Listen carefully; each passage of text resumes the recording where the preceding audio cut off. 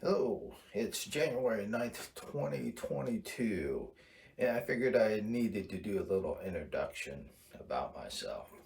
So, I've been in public mental health service for the past 37 years, but last fall in August, I decided it was time for a change and to try something new. So, um, a couple of decades ago, I finally figured out my work as a counselor or therapist was really to try to help people change. And then I figured out it was actually better to teach people how to change. Um, so they didn't need me, you know. Now, most people don't need a therapist or a counselor for any significant amount of time. Maybe, a few sessions, a month or two, perhaps a little longer, but most of the time, folks just hit a rough patch. They come in and talk to somebody for a short while and figure things out, and they get on with their life. So, one thing I need to be very clear, I am not your counselor or therapist. I'm only here to give you general information and education about how to navigate change. So, in prep for this little interview thing or introduction, is I decided to just do a search of on the internet of what has changed. And a few things came up, which I'm aware of because of my interest and stuff. But, change management consulting is a huge business. It's very pricey, and it's one of those top level tiers of consulting, and they charge a lot of money. And I have been a victim of these folks before. And very interesting. They're very competent, know what they're doing as far as coming into a business or agency to help them change their culture and stuff. And uh, and so I've been on both ends as a manager and as of line staff. And it can be nightmarish at times. There are times when you're learning a whole new system, new vocabulary. It's very, you know, um, linear. You do this, and then you do that, and then you do this, and it's like uh, how to, you know, it's like you ask yourself, well, what is this kind of, is this a new kind of sliced toast or something? And it's like, you know, it's a little cumbersome at times. Um, so what I'd like to do in this whole venture and project is to really take apart, what has changed, demystify it, and kind of give you um, basically a metaphor of using a garden and gardening as a metaphor, as a way that's a very simple and intuitive metaphor that you can use to help uh, navigate change for yourself. And it's the I think the way things have been this past couple years, certainly every day in the newspaper and in various things, the whole thing is people are suffering. They um, have lost hope. They don't know what to do. They're not having fun. They're burned out. They're stressed out and stuff like that. Totally normal and to be expected in these times. And I decided this is really the right time and a good opportunity to let's just kind of cut out some of the BS and get real for a while here. So, um, one thing I need to make clear is I am not your counselor nor your therapist or anything like that. Excuse me. All I'm doing is providing some general education and some information. Um, However, some folks greatly benefit from therapy, from having a counselor and stuff like that. And there's no shame in that. We all need help at times. We all don't have all the skills and everything to make life and our future wonderful. And in part of the whole counseling and therapy round, you're expected to also engage in counseling and therapy and stuff because we all have blind spots, we all have deficits and stuff. So that's shouldn't be a big deal or anything. I find that in my work, most people are not crazy.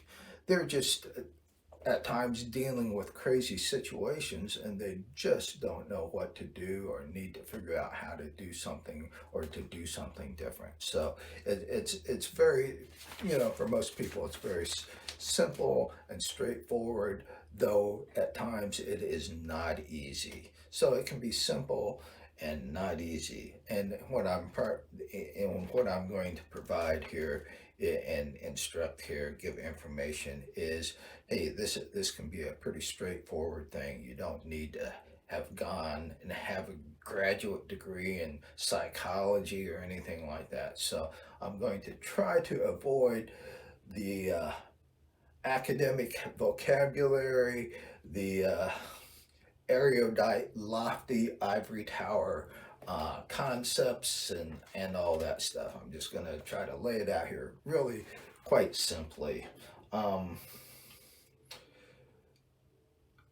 One of the things I think that needs to be said is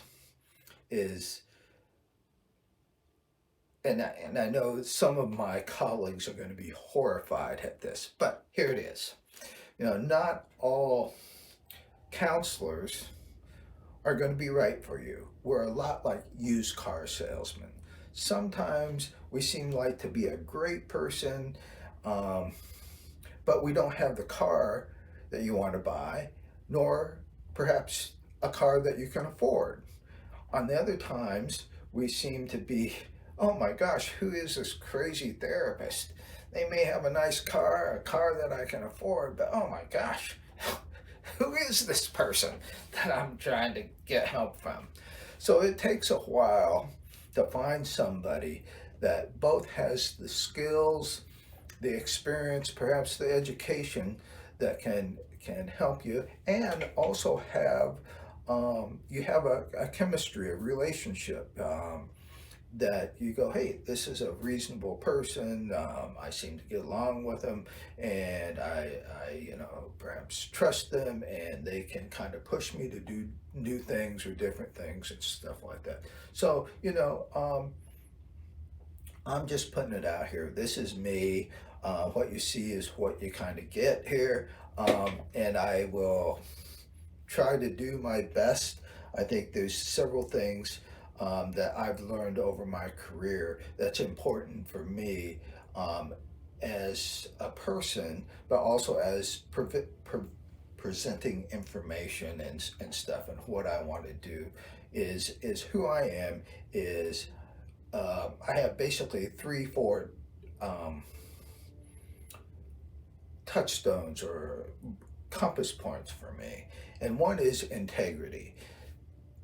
What I'm doing and what I want to present to the world, it's important to me, and I think to other people, is, hey, does this have integrity? Does it seem to be at least face value, to be true, to have some validity, and and and that. The second thing is transparency. I think um, it's important to be open, to be accepting, let's have a dialogue. Let's be open and honest and try to, you know, we may not agree on things, we may have different perspectives and all that, but the important thing is to try to have a open and honest discussion.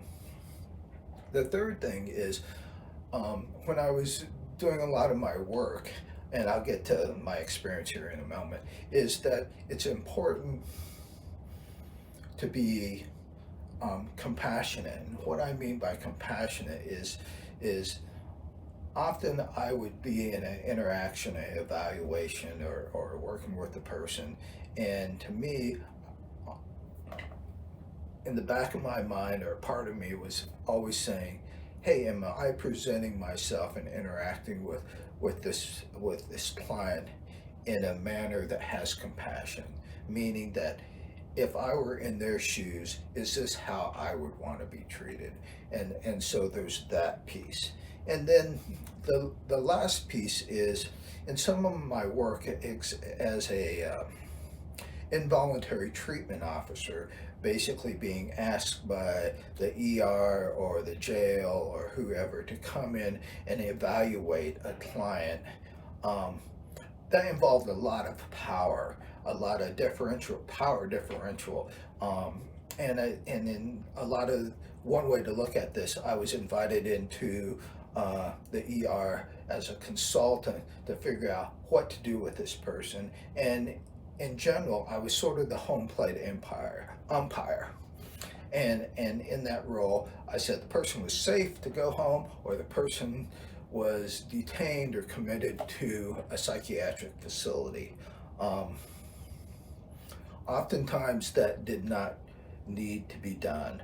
The person just needed some crisis counseling and things like that, and to kind of get reframed, redirected, and they were off and could go about their business and do reasonably well and stuff like that, and did not need involuntary psychiatric hospitalization. So, what was my point with that? Oh, so the point is the whole gracefulness is I tried to be mindful and patient and look at things in a bigger perspective and wait for the opportunity, um, if it presented itself, that hey, we can make some very subtle adjustments or very subtle little tweaks, and we don't have to approach this whole issue or problem or the situation that the person's having as a big wrestling match or fighting a freight train. Hey, let's back up, let's kind of see where we are and stuff like that, and see if we can just tweak a few things and get this whole ball rolling in a different direction that's going to be more beneficial for the client and things like that. So again, integrity, transparency, compassion, and gracefulness is what I'm trying to stick to personally as we go through this adventure. So, oh, my experience. So, being in mental health service for 27 years, I've done inpatient, outpatient, crisis in between. I've been a program manager, written protocols, policies, procedures. I've run teams. I've done clinical supervision. I've run teams, 24/7 teams of like crisis triage programs. I used to run a team of involuntary treatment officers that we were, basically somebody was on call and available to go out to a person's home, their ER, the jail, or wherever, go out with law enforcement 24/7. And I also helped kind of get this ball going with a Fountainhouse Clubhouse model where these public mental health consumers basically decided, hey, let's put together a clubhouse to support each other, to provide programs for each other and stuff like that. And that was very satisfying and very interesting kind of thing. So that's me.